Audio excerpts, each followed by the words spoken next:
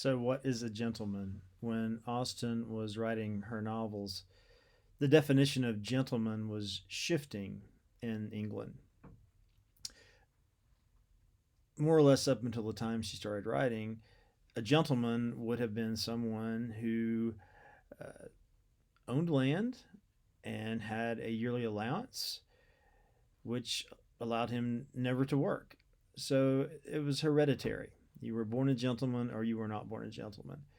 And the title of gentleman had really nothing to do with character, morality, skill, anything along those lines.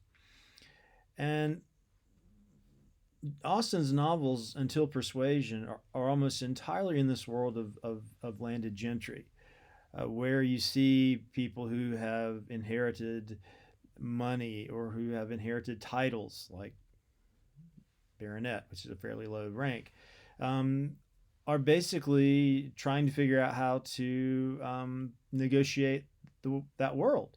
And certainly for Austen, we see in, say, Pride and Prejudice or Sense and Sensibility, even though these characters are largely moving in this world of landed gentry, um, we see that she does value certain forms of male behavior over others.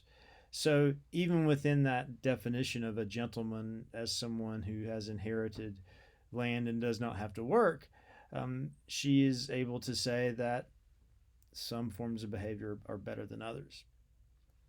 Persuasion is different insofar as we see a whole new idea of gentleman come onto the scene. From the 1700s up until Austen's time and beyond, there was a shift in British society, uh, a rise of a middle class. And there were many men in the middle class who were able to amass quite a fortune. And force society to think about the idea of what a gentleman is in a wider sense. That now maybe there could be a gentleman based not on heredity, but on merit. Merit insofar as he was able to make a lot of money. Now, the world of the landed gentry, as we've discussed, is largely a world that values stasis. Risk is not something that is hailed. For the most part, there is desire to have a son who will continue to live on the property, who will continue to keep the family money stable, and who will basically live the same life his father lived. And we see that clearly in Persuasion with Sir Walter opening, with the novel opening with Sir Walter reading about the titled folk in England and hoping that he can somehow continue to hold his name over time. And the book itself suggests that kind of stasis. It's the only book he ever reads. The middle class gentleman could not value stasis. And we see this obviously in Persuasion with Captain Wentworth. The men of the Navy in Persuasion are men who take risks, men who are open to variety, men who are heroic insofar as they're willing to sort of transgress any kind of convention that might lead to tranquility. They're out on the open sea trying to make things happen. They're moving and shaking on the big ocean.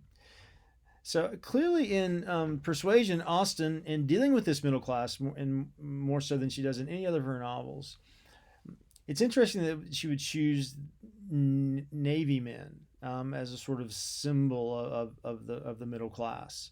They kind of embody certain middle class values in extremis, and again the idea that the middle class was a class that was dynamic, was in motion all the time.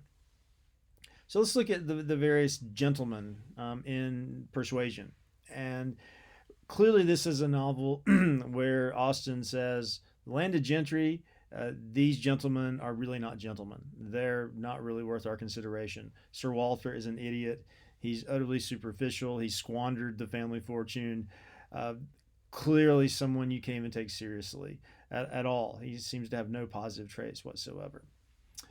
Charles Musgrove is a landed gentry. He doesn't have to work. He has a really terrible marriage. Mary Elliott is a really awful wife. He's not such a great husband. Neither of them are great parents. They don't want to take care of their kid when he dislocates his collarbone. All Charles does is basically hunt and complain about his wife. So certainly he's not an exemplar of moral grace.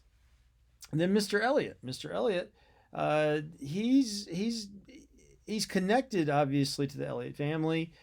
He's not. He is set to inherit the money from the Elliot family. So he can become landed gentry. So he aspires to be landed gentry, even though he's trained as a lawyer. He wants aristocratic status. Well, one way he tries to get that is by marrying a woman not for love but for her money. He squanders that money. That doesn't work out. Well, now he needs more money, so now he'll try to marry one of the Elliots and finds his way into the Elliot family and become a gentleman that way. So these three characters basically show Austen casting an extremely negative view of the gentry in this novel. In contrast, look at these men of the Navy. You have Admiral Croft. He's easy. He's practical. He has very gentle manners. He has a very compatible relationship with his wife.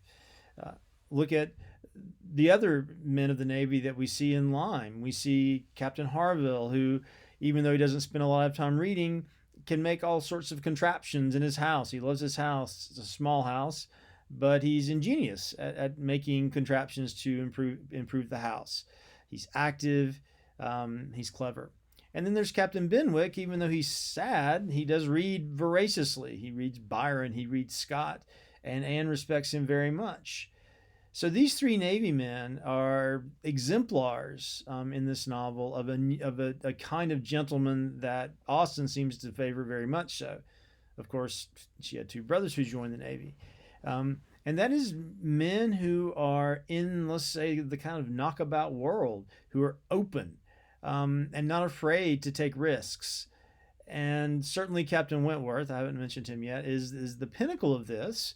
This is a man who had no social rank, but made tons of money as a Navy officer, being able to keep the spoils of ships that his ship would defeat. And so now he is a gentleman. He's made himself a gentleman. He wasn't born a gentleman. He made himself a gentleman. And Austen's vision of a gentleman as the Navy officer seems to suggest that for her, we should value flexibility. We should value courage. We should value a kind of attention to the present moment, not living in the past, but very much attuned to the present moment. And we see this behavior over and over again with Captain Wentworth. He is a great conversationalist. He is well read. But he's very much attuned to the moment, and we see that most clearly in that letter he writes to Anne at the end, where he's eavesdropping. We see someone else eavesdropping other than Anne in the novel. He's eavesdropping on her conversation with Captain Harville about men and women in romance. Who is more steadfast, the man or the woman? And even though he's writing a letter for another purpose, and overhearing this, he acts immediately. He's a man of action, so he takes a risk. He writes the letter to Anne. He leaves it there on the table and has her read it, knowing that this is going to make or break him in terms of will he be with Anne or not. So in contrast, there's someone like Mr. Elliot, who's too careful, and says that. He's got good manners, but he's too careful. He's too circumspect. He's too aware. He lacks passion. He lacks a free and open spirit. So that, just as we see different visions of marriage in Austen's Persuasion, good marriages, bad marriages, we also see different visions of what it would mean to be a gentleman. And largely, she is reflecting, again, this shift that was taking place in British culture throughout the 1700s up into the 1800s. All right, that's it.